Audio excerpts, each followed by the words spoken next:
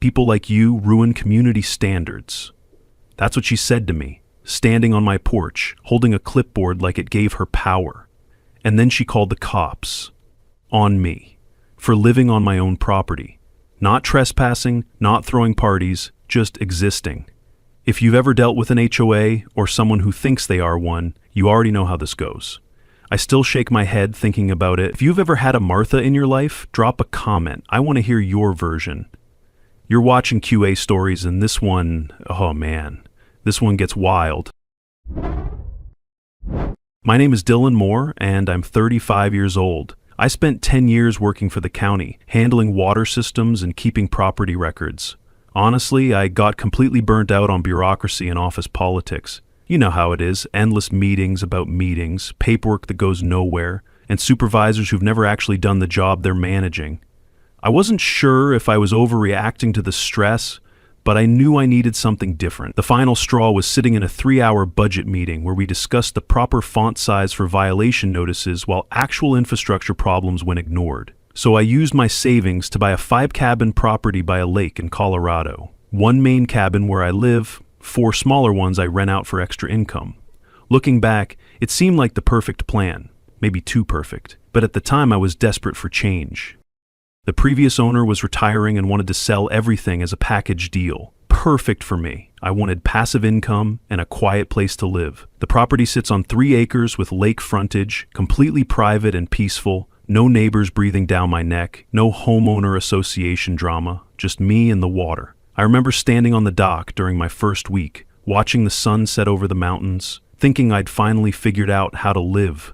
The cabins were well maintained, the location was stunning, and the rental income covered my mortgage with money left over. What could possibly go wrong? I should have known better than to think that out loud. There's something about tempting fate that always comes back to bite you when you least expect it. For 3 months, it was pure bliss. My guests were respectful families and couples looking for a peaceful getaway. The cabin stayed booked most weekends. Everyone left great reviews, and I was actually making decent money while living in paradise. I'd wake up to the sound of lapping water, have my coffee on the deck while watching eagles fish, and spend my days doing light maintenance work that actually felt satisfying. No more sitting in fluorescent lit cubicles listening to my boss complain about budget reports. This was the life I'd always dreamed about. I even started thinking about expanding the operation, maybe buying more properties in the area. Then Martha Greaves showed up, and everything changed overnight. Sometimes I wonder if she was just waiting for me to get comfortable before striking. Martha arrived on a Tuesday in late September, booking what she called an extended stay to explore the area. She was 55, a retired English teacher with perfectly styled gray hair and the kind of confident smile that immediately made me suspicious. Something felt off right from the start. She asked if I'd inherited the land, if the county had approved my rentals, and if I even had the right to operate here. I wasn't sure if I was being paranoid, but her questions seemed more like an interview than casual curiosity. She wanted to know about my background, how long I'd owned the property, what kind of oversight existed, and whether there were any community guidelines I followed. Looking back, I should have trusted my gut and asked her to find somewhere else to stay. But I was trying to be a professional host, and she was paying good money for an extended booking. The warning signs started immediately, but I tried to give her the benefit of the doubt because maybe I was just overthinking things. Martha walked around the entire property at dawn, taking photos of everything with her phone like she was conducting some kind of official inspection. She approached my other guests, asking detailed questions about their rental agreements and authorization, which made them visibly uncomfortable. I caught her measuring distances between cabins with a yellow tape measure she carried in her purse. Seriously, who carries a tape measure in their purse? She examined my mailbox and took pictures of delivery trucks that came by, asking drivers about their business there. She kept asking about the previous management structure and who's really in charge here. I figured she was just a lonely retiree with too much time on her hands. Maybe she was thinking about buying property in the area and wanted to understand how things worked. I tried to be polite but professional. She was a paying guest after all. During her second week, Martha approached me while I was doing routine maintenance on the dock. The conversation still gives me chills when I think about it. She said, "You know, Dylan, this property has so much potential. It just needs proper oversight. Someone who understands community management and knows how to maintain standards." The way she said it, with this weird smile and emphasis on certain words, made my skin crawl. I had no idea what she was really planning, but I knew I didn't like the direction this conversation was heading. I mumbled something polite about everything running smoothly and tried to change the subject, but she kept staring at me with that unsettling expression. It was like she was studying me, trying to figure out my weaknesses or how far she could push me before I'd break. I started noticing Martha watching me through her cabin windows whenever I was outside, like some kind of surveillance operation. When I talked to guests, she appeared on her porch, obviously eavesdropping on conversations that were none of her business. When delivery trucks arrived, she walked over to check what was being delivered, asking drivers questions about their authorization to be on the property. She was creating this atmosphere where I felt like I was being monitored on my own land, which was absolutely infuriating. I overheard two guests arguing in low voices, one insisting they leave early before the HOA comes back. I'd become the guy whose rentals got talked about in scared whispers. I wasn't sure if I was overreacting, but the whole situation felt increasingly uncomfortable and oppressive. One of my guests pulled me aside and asked if Martha was HOA. I told him no, but his eyes said he wasn't convinced. This was supposed to be their peaceful vacation, not an interrogation by some self-appointed neighborhood watch captain who had no actual authority over anything. I began avoiding my own porch, my own land, just to get away from her eyes. Looking back, I should have trusted my instincts from day one and asked her to leave. But how could I have predicted what Martha was really planning? I mean, who calls the police on their own landlord? That level of delusion was beyond anything I'd ever encountered. Week 3, everything changed overnight. Martha dropped the friendly mask completely, and I realized I'd been dealing with someone far more calculating and manipulative than I'd imagined. I found an official-looking violation notice taped to my front door at 2 in the morning.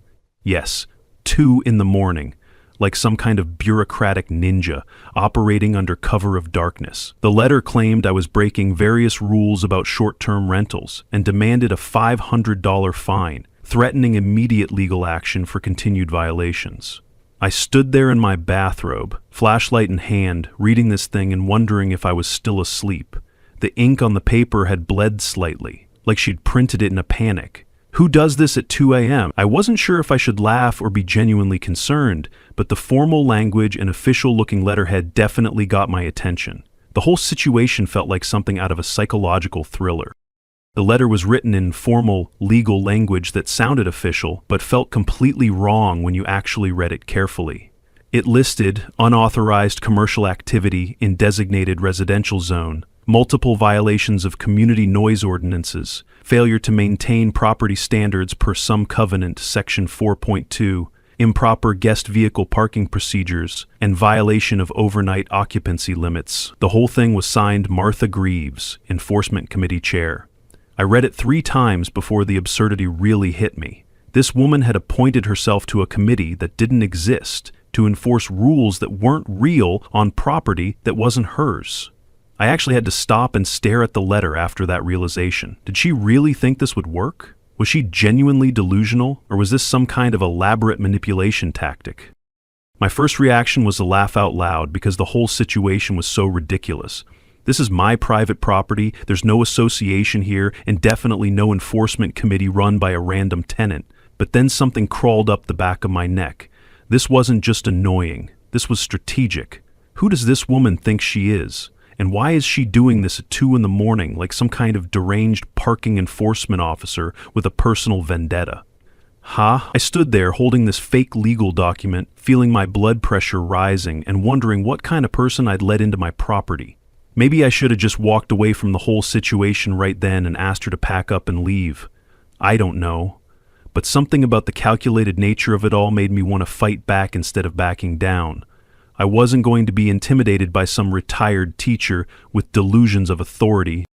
Working for the county all those years, I kept copies of property surveys and boundary maps for the entire area, because that was part of my job. I know exactly where every property line runs, what's public versus private land, and what jurisdictions apply where. If there was an active association here, I would definitely know about it from my time handling municipal records. I spent the next morning digging through my old county files, and I discovered something very interesting that confirmed my suspicions. There was an association here years ago, but it was officially dissolved in 2017 when the original developer bought out all the remaining lots to sell as a single property. That's exactly when I bought it from him. So Martha must have found old paperwork somewhere and thinks she can resurrect something that legally no longer exists. She was living in a fantasy world where she could just declare herself in charge of other people's property. What I didn't expect was what I found in her letterhead. At the bottom corner, faded under the fake HOA logo, was an old watermark, Rockland Community Services. That name rang a bell. I'd seen it once on a blacklisted HOA enforcement group that got shut down in Phoenix 6 years ago for impersonating city officials. The next morning, I went to Martha's cabin, fake letter in hand, ready for a confrontation. She was sitting on the porch in a folding chair like she was holding court, sipping coffee and watching my other guests with obvious disapproval written all over her face. I approached her calmly, but I could feel the tension building in my chest. "Martha, we need to talk about this letter you left on my door." She straightened up with obvious satisfaction and said, "Finally, it's about time you took responsibility for addressing these serious violations." I couldn't believe the confidence in her voice. She actually seemed proud of what she'd done, like she'd accomplished something important by harassing me with fake legal documents. The self-righteousness was absolutely breathtaking. I tried to stay calm and factual, even though I wanted to tell her exactly what I thought of her little power trip. What violations? What association? This property hasn't been under any jurisdiction since 2017. Her eyes narrowed dangerously, and she said, "That's exactly what someone running an illegal operation would say. I have documentation proving otherwise, and I know my rights." The way she said, "I know my rights," sent chills down my spine. I'd heard that phrase before from difficult people at the county office, and it never led anywhere good. I told her, "Martha, I literally helped survey this land for the county. I have the original boundary maps with my signature on them. Trust me, I know exactly what applies here and what doesn't." Still, her calmness made me doubt for half a second, like she knew something I didn't. Looking back, I probably should have been more diplomatic, but her arrogance was really getting to me. She was acting like I was some kind of criminal squatter on my own property.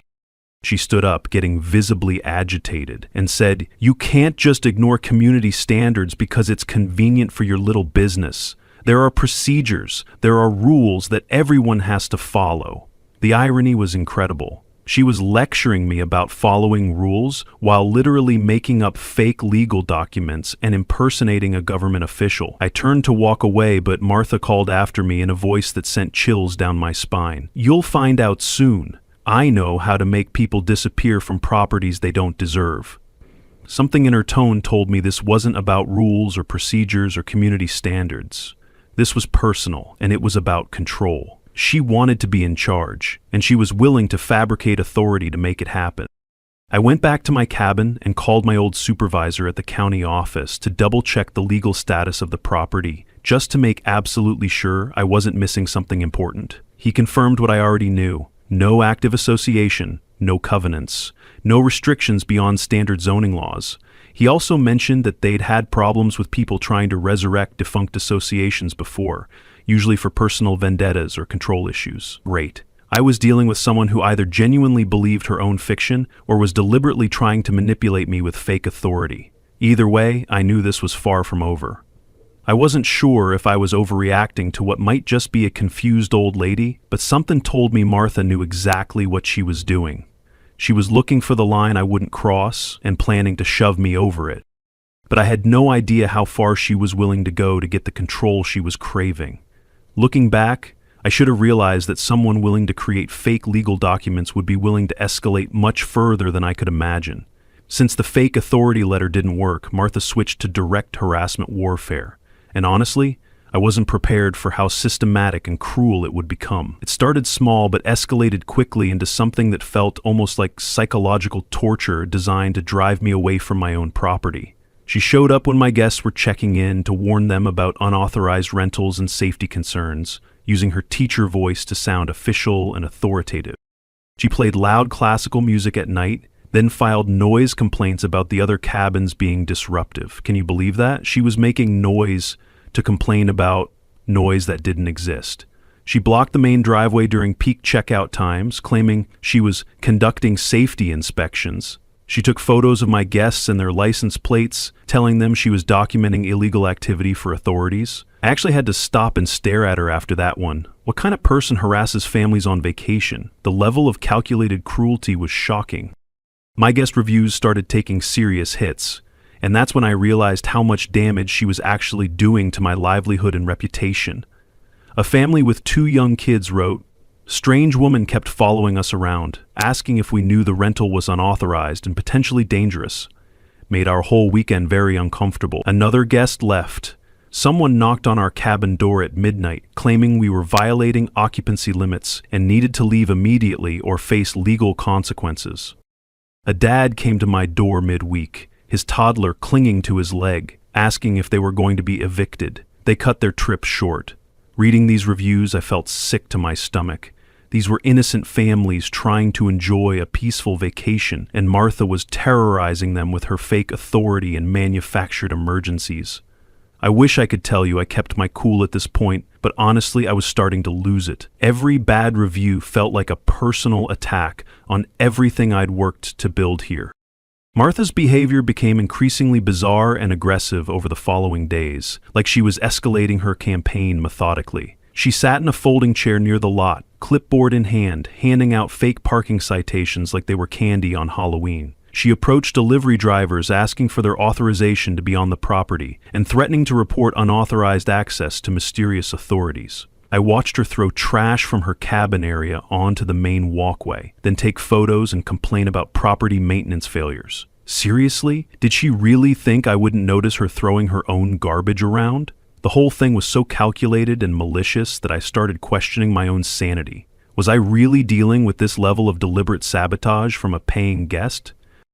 Instead of confronting her directly and potentially escalating things further, I decided to document everything because I had a feeling this was going to get much worse before it got better. I legally installed security cameras and posted signs clarifying the property boundaries.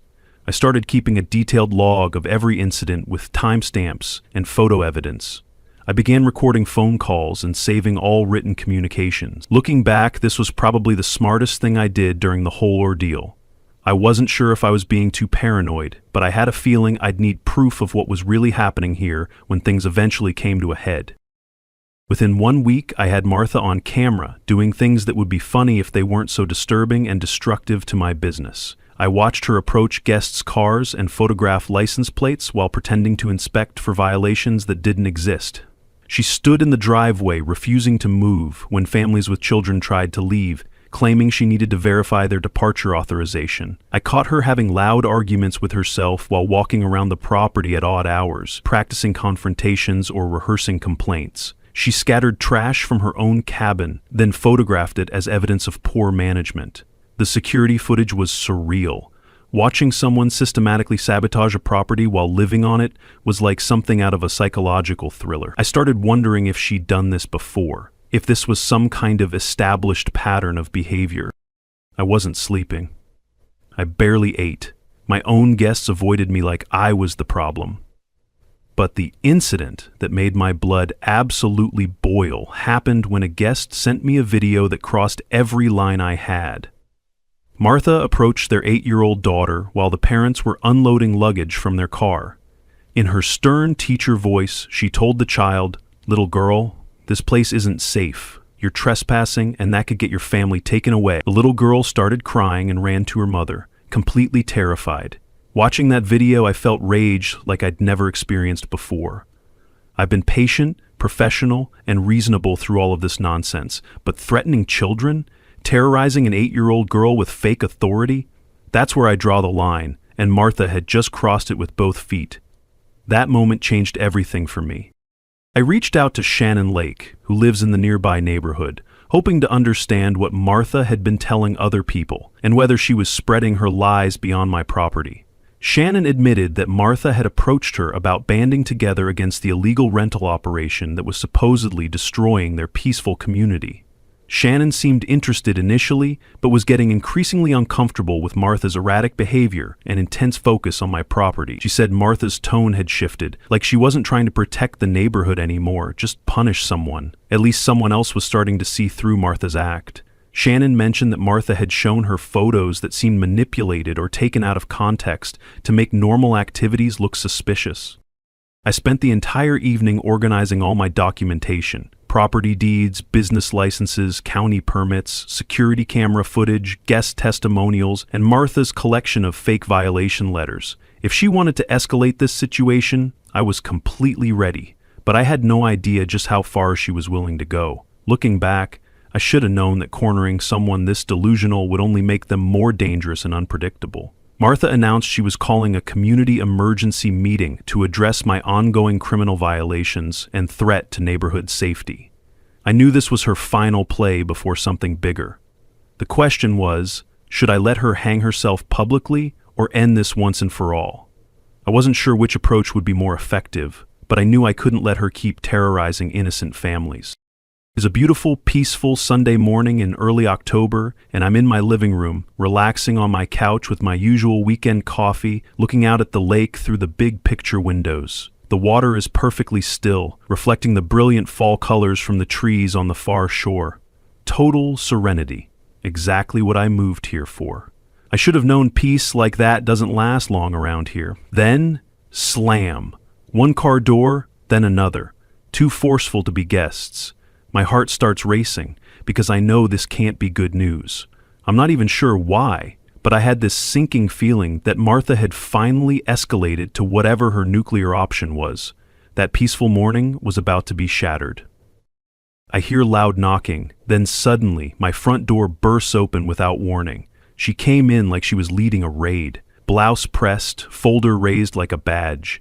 Martha storms in with 2 county sheriff's deputies, Officer Thompson, a young guy who looks nervous and uncomfortable, and Officer Mitchell, a veteran cop who's clearly annoyed to be dealing with this on his weekend. I'm still sitting on my couch, coffee mug in hand, completely shocked by this invasion of my home. I froze, not because of the cops, but because it was actually happening. She'd called them on me. Martha immediately starts shouting while pointing directly at me. "There he is. He's illegally occupying association property. I told you he refuses to leave and won't recognize legitimate community authority." I actually had to stop and stare at her after that outburst. Did she really just accuse me of illegally occupying my own home? The audacity was breathtaking. Martha tells the officers with complete confidence, waving a thick folder of papers like she's presenting a federal case. This man has taken over our community cabins without any permission and is running an illegal, commercial hotel business out of residential property. He won't respond to our official violation notices and absolutely refuses to acknowledge association jurisdiction. We need him removed from the premises immediately before this gets any worse. She's practically vibrating with righteous anger and certainty, like she genuinely believes every word coming out of her mouth. I'm sitting there thinking, seriously? Did she really call the police on her own landlord? The whole situation was so surreal that I wondered if I was still dreaming. How had it come to this? How had a simple tenant dispute escalated to armed officers in my living room? Officer Thompson shifts uncomfortably from foot to foot. This clearly feels like a civil dispute rather than a criminal matter to him. Officer Mitchell, who's obviously dealt with property disputes before and doesn't want to be here, asks me in a professional but tired tone, "Sir, can you show us documentation proving you have the legal right to be on this property?" They stood there, waiting. I realized my mouth was open, but no sound was coming out. Martha jumps in immediately. "Don't let him stall or make excuses. He's probably hiding evidence or calling his lawyer to help cover this up." I couldn't believe she was still trying to control the situation, even with police officers standing in my living room. Somehow, I stayed calm. The temptation to lose my temper and tell everyone exactly what I thought of Martha's delusions was overwhelming.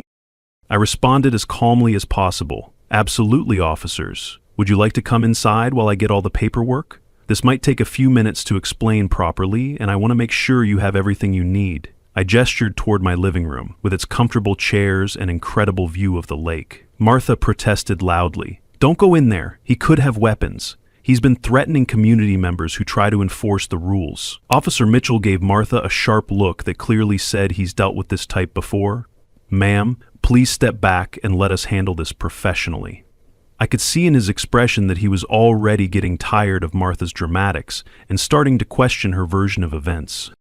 I walked calmly to my home office and pulled out the organized folder I'd kept ready since her first fake violation letter. As Officer Mitchell flipped through the paperwork, I pulled out the laminated county seal and slapped it on the table like a badge. His eyes widened just a little. Not bad for a guy who used to alphabetize filing cabinets. Inside was absolutely everything anyone could possibly need. The original property deed showed I own all 5 cabins and 3 full acres of lakefront property. There were county survey maps with my actual signature from my days working there. I included the current business license for the short-term rental operation. There was also official county documentation showing the association was legally dissolved in 2017. I had the complete purchase agreement proving I bought the entire property from the last association president. I'd even added insurance documents, tax records, and utility bills. Everything. I wasn't sure if I was being overly prepared, but I wanted to make absolutely certain there would be no questions about my legal status here. This was my moment to end Martha's reign of terror once and for all. I practically dumped the file into his hands, hoping I hadn't forgotten anything. I said as calmly as possible, "Officers, I think there may be some serious confusion here. Martha seems to believe she has some kind of authority over this property through an association. What she may not realize is that I don't just own the cabin I'm standing in right now.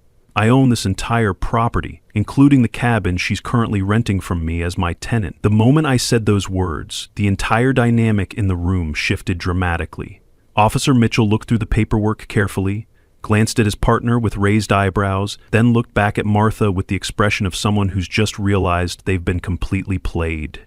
The silence that followed was absolutely deafening. "Wait, you called us? To evict your landlord?" Officer Mitchell asked Martha in a tone that made it clear he was not amused by having his Sunday morning wasted on this nonsense.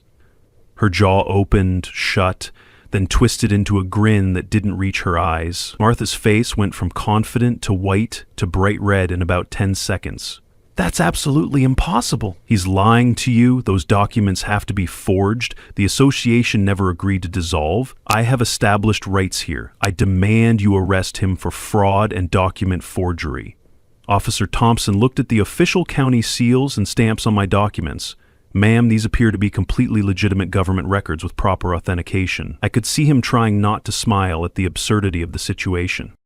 Martha kept insisting desperately, "You have to check with the county office. Call the board members. He can't just claim ownership of community property." Officer Mitchell, now clearly irritated at having his Sunday morning wasted, "Ma'am, according to these official county records, there is no board because there is no association.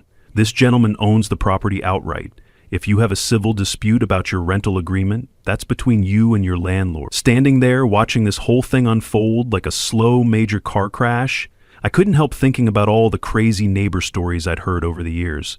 I mean, I've shared some pretty wild tales before, but this was definitely going straight into the Hall of Fame as one of the most surreal moments of my entire life. The officers spent another 10 minutes, very patiently, explaining to Martha that filing false police reports is a serious crime, and strongly suggested she reconsider her approach to resolving any landlord-tenant disputes she might have. They apologized to me for the confusion and drove away, probably shaking their heads about how they spend their weekends. As the police cars disappeared down the long driveway, Martha turned to me with pure, concentrated rage in her eyes. "I'll expose what you are. You think land gives you power? I make people vanish, Dylan." Looking back, I should have realized that someone this divorced from reality wouldn't just give up because of a little thing like facts and evidence. Watching Martha storm back to her cabin, slamming the door so hard it rattled the windows, I realized something truly chilling.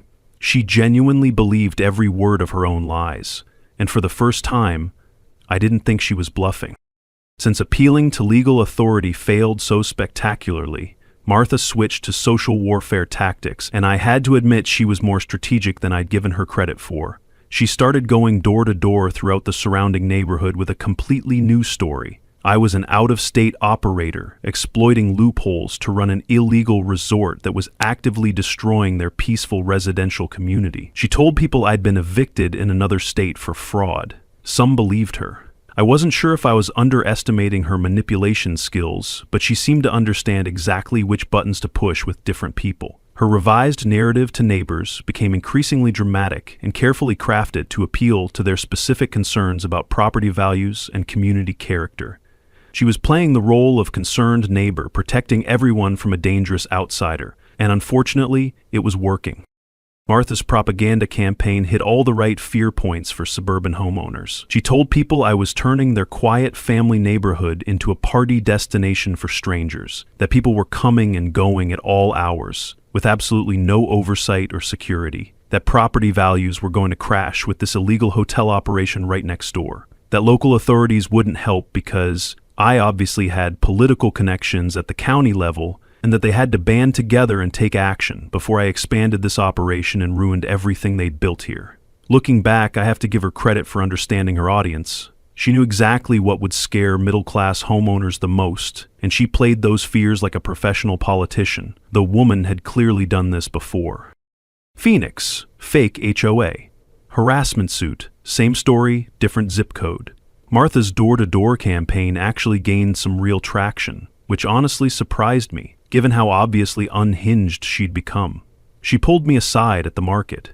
She showed me your guests' license plates like they were evidence of a crime, Shannon Lake admitted during that chance encounter at the local grocery store. One guy mumbled something about too much traffic on weekends, but looked embarrassed when I stared at him. Another neighbor mentioned that Martha claimed I was threatening anyone who questioned my illegal operation and using my government connections to intimidate residents. I had to laugh. If I had influence like that, would I still be stuck dealing with Martha? But people wanted to believe there was some conspiracy rather than accept that their concerned neighbor was completely making things up. I decided to do some research on Martha herself, and what I discovered was very interesting and deeply concerning. She was involved in an almost identical dispute at her previous residence in Phoenix, Arizona. She'd tried to resurrect a defunct association there too, got into serious legal trouble over harassment and false claims, and eventually had to move out of state. The woman had clearly done this before. In one of the Phoenix court documents, I spotted something worse. She had used the exact same HOA name, with the same font, same fake committee title. This wasn't just personal, it was her pattern. Martha didn't just pretend to be HOA, she built fake HOAs, town to town, state to state. I found court records showing she'd been issued restraining orders by 3 different neighbors and faced civil lawsuits for harassment and property damage. Maybe I should have done this background check before accepting her as a tenant, but who expects to need to investigate their guests like they're hiring employees? The woman was a professional troublemaker who moved from place to place, causing chaos. Martha organized what she called a concerned neighbors safety meeting at Shannon's house for a weeknight. She specifically didn't invite me, but Shannon gave me a heads up about what was being planned and what Martha had been telling people. According to Shannon, Martha had been showing people edited photos of my property that made normal guest parking look like some kind of commercial operation, claiming she had evidence of noise violations and property damage, and insisting that I'd threatened her personally when she tried to address these issues through proper channels. The woman was definitely committed to her fiction, I'll give her that. She'd created an entire alternate reality where she was the hero protecting the community from a dangerous criminal. I'd prepared a simple, completely fact-based presentation for the meeting, county zoning map clearly showing my property is properly approved for short-term rentals, collection of guest testimonials specifically emphasizing how quiet and respectful my renters consistently are, photos and timestamps documenting Martha's harassment of families with children, a detailed timeline of her escalating behavior from fake authority letters to calling police, and documentation of her similar behavior pattern in Arizona. I wasn't sure if showing up uninvited would make me look aggressive or defensive, but I figured facts should speak louder than accusations.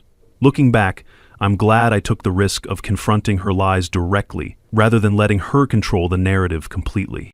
I walked in uninvited, all eyes turning like I'd just walked into a courtroom. Martha immediately tried to have me removed. "He's not welcome here. This is a private community meeting." Shannon stepped in diplomatically. "Martha, if we're discussing Dylan's property and its impact on our neighborhood, he should have a fair chance to respond to the concerns that have been raised." No anger, just paper, facts, and timestamps. It worked better than yelling ever could. I kept everything extremely simple and factual. "I completely understand your concerns about property values and neighborhood character. I want to address what's actually happening versus what you've been told, and I think facts speak louder than accusations. Then I showed the official zoning documentation, read several positive guest reviews emphasizing the consistently quiet atmosphere, and displayed clear photo evidence of Martha harassing families with children. I could see people's expressions changing as they realized how thoroughly they'd been manipulated. Shannon suddenly spoke up with obvious confusion. "Wait a minute, Martha, didn't you tell me that Dylan was renting illegally? But these county documents clearly show he has all the proper permits and approvals." Another neighbor added, "And you said he refused to communicate with the community, but he's right here answering every single question we have." A third person said uncomfortably, "That's her in the photo? Talking to a kid? What is she doing?" People started murmuring, turning to each other with dawning realization. I watched Martha's credibility crumble in real time as neighbors started questioning absolutely everything she'd told them. The look on her face was a mixture of panic and rage as her carefully constructed lies fell apart. People started asking the obvious questions. If Dylan owns the property legally and has all proper permits, what exactly are we protesting? Why didn't you mention that he's actually your landlord? How is running a licensed business with proper permits illegal activity? Shannon looked directly at Martha with obvious disappointment. "You told us Dylan was some kind of predatory slumlord taking advantage of our community, but everything he's showing us suggests he's following all the rules and you've been, well, honestly, harassing him. What's really going on here, Martha?" For the first time since this began, no one was looking at me with suspicion. I felt genuine sympathy for Shannon and the other neighbors who'd been manipulated by Martha's lies. They weren't bad people. They'd just been deceived by someone who was very good at manipulation. Martha tried desperately to salvage the situation. "He's manipulated all of you. Those documents could easily be fake. He's turned you against your own neighbors who are trying to protect this community." But people were already putting on coats and heading for the door. Her credibility was completely destroyed and everyone could see it. She shoved flyers into her bag with shaking hands, whispering to herself like she still had an audience. I wasn't sure if I should feel victorious or just relieved that the truth was finally coming out. As Martha stormed out, muttering about traitors and community corruption, I knew I'd won this particular battle. But something in her eyes told me the war was far from over, and I was probably right to be concerned about what she'd try next. A person this detached from reality wouldn't give up easily. Instead of waiting around for Martha's next desperate move, I decided to go completely public with the full story and take control of the narrative before she could spin more lies. I organized an open house community event for the entire extended neighborhood. Anyone and everyone could come, tour the property, meet me personally, and see exactly what I was doing with their own eyes. In hindsight, going public was the smartest move I made. I wasn't sure if opening my property to public scrutiny would backfire, but I figured transparency was my best defense against Martha's increasingly wild accusations. If people could see the truth for themselves, maybe they'd stop believing her manufactured drama. I designed professional-looking flyers for every mailbox within a half-mile radius. Open cabin tour, meet Dylan Moore, see the truth for yourself, light refreshments provided, all questions welcome, Saturday 2 to 5 p.m. My display boards showed side-by-side comparisons, fake violation letters, my real permits, guest reviews, and a full timeline of her harassment. I wanted everything to be completely transparent and fact-based.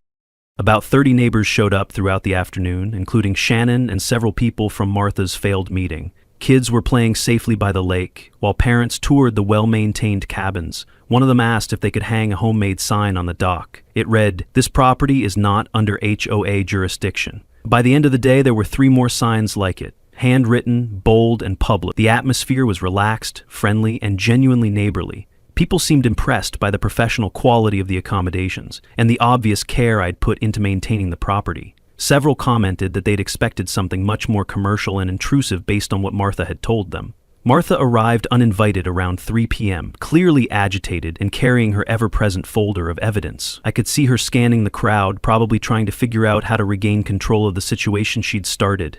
She froze when she saw how welcome I was. I didn't attack Martha personally, or even mention her by name initially. Instead, I let the clear facts speak for themselves. Here's a violation notice I received claiming association authority over my property. Right next to it is the official county record, showing no association has existed here since 2017. These are photos documenting harassment incidents over the past month. Here are actual guest reviews about noise levels and property management from real families who've stayed here. Minds changed fast when facts overpowered fiction. Several neighbors apologized for initially believing her accusations without checking the facts first.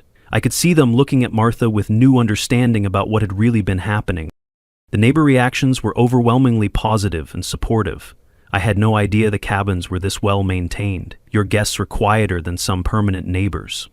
These fake violation letters are concerning. Who does something like that?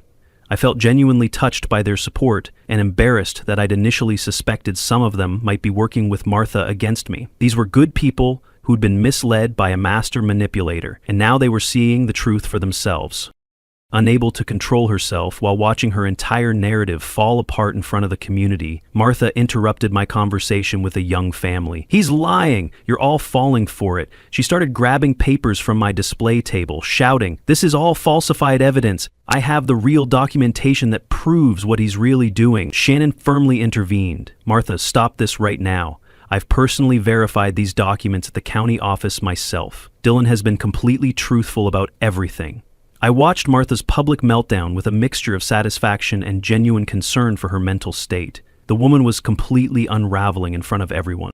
Another neighbor added, "Martha, you told us Dylan was refusing to communicate with the community, but he just spent 3 hours patiently answering every single question we had." A parent with children said pointedly, "And honestly, after seeing those photos of you yelling at young children, I'm much more concerned about your behavior than his business practices."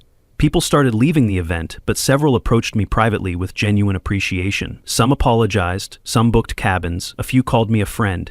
It felt amazing to finally have the community support I'd been hoping for all along.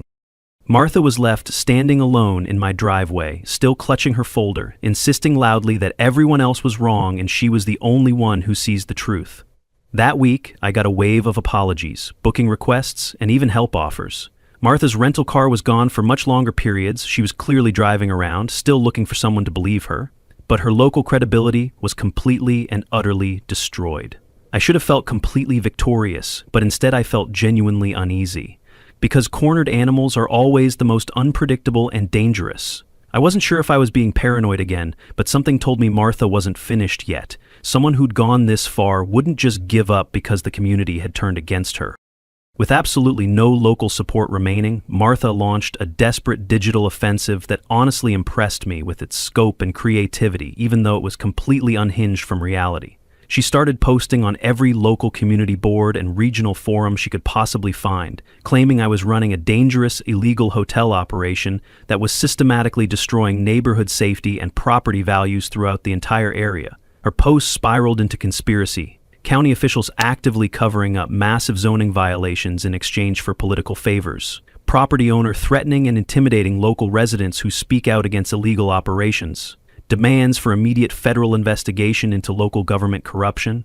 The woman had completely lost touch with reality.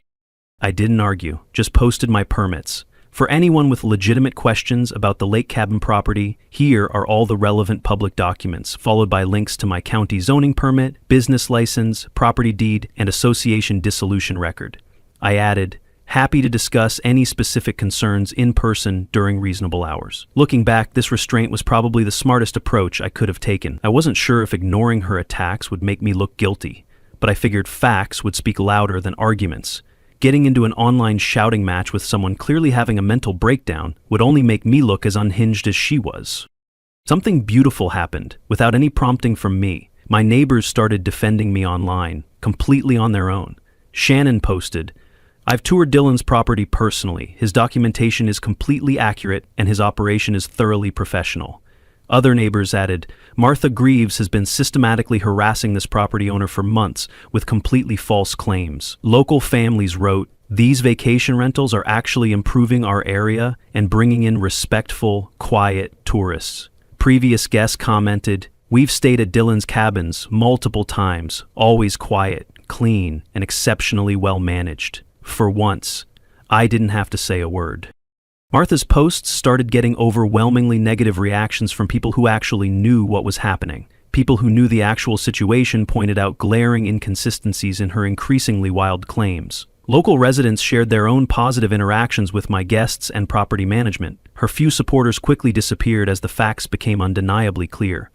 Her online credibility died just as spectacularly as her real-world credibility had. Martha's monthly rental agreement expired at the end of October, and she absolutely refused to leave, claiming established squatters' rights and demanding I prove ownership through proper legal channels, apparently completely forgetting about the police incident where this was already thoroughly established.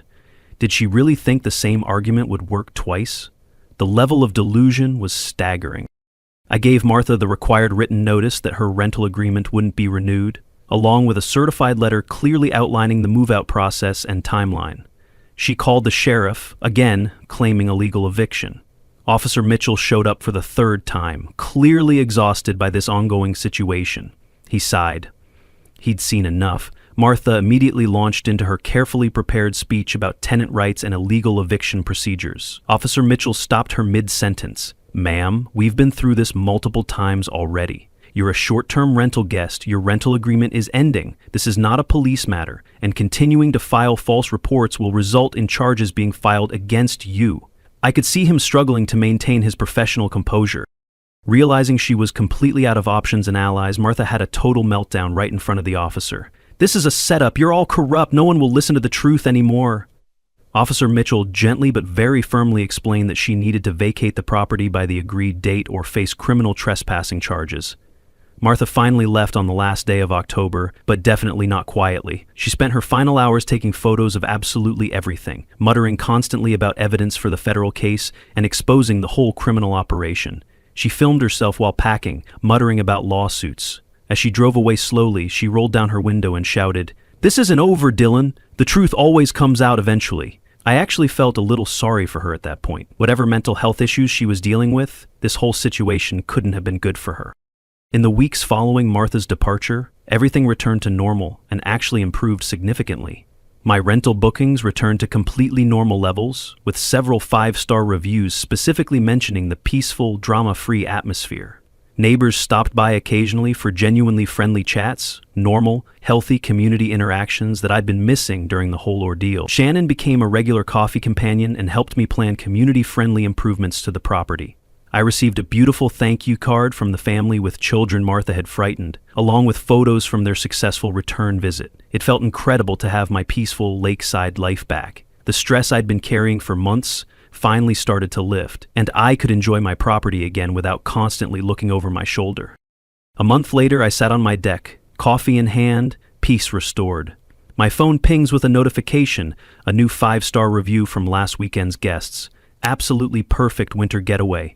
Host was incredibly professional and helpful. Property was immaculate and exactly as advertised. The lake view was breathtaking and peaceful. Couldn't ask for a more perfect retreat. We'll definitely return and recommend to all our friends. Looking back on this whole experience, I realized Martha actually taught me something valuable about the nature of real peace. I used to think peace meant simply the absence of conflict. Now I understand that genuine peace means having the confidence to stand up for what's right, and the wisdom to let truth speak much louder than lies. Sometimes you have to fight for your peace, and it's worth every bit of effort. Martha's harassment campaign had exactly the opposite effect she intended. Instead of driving me away, it forced me to build stronger relationships with my neighbors, improve my documentation and business processes, and ultimately made my operation more successful and community integrated than it had ever been before. The lake was quiet again, like it used to be. My property is quiet, profitable, and genuinely appreciated by both guests and neighbors. That rusted sign nailed by the mailbox said more than any courtroom could have. HOA free since 2023. No name, no signature, just truth. And honestly, that's all I ever needed. Martha still circles the gate sometimes like she's hoping reality changed. It didn't. The cabins are full, the neighbors wave, and the lake is finally quiet again. If this story hit something real for you, go ahead and leave a comment, or subscribe to Kula Stories. We've all had a Martha, haven't we? And if you feel like supporting the channel, that thanks button's down there. See y'all next time. Thanks for watching QA Stories. If you enjoyed this one, hit that like button and don't forget to subscribe for more wild tales coming your way.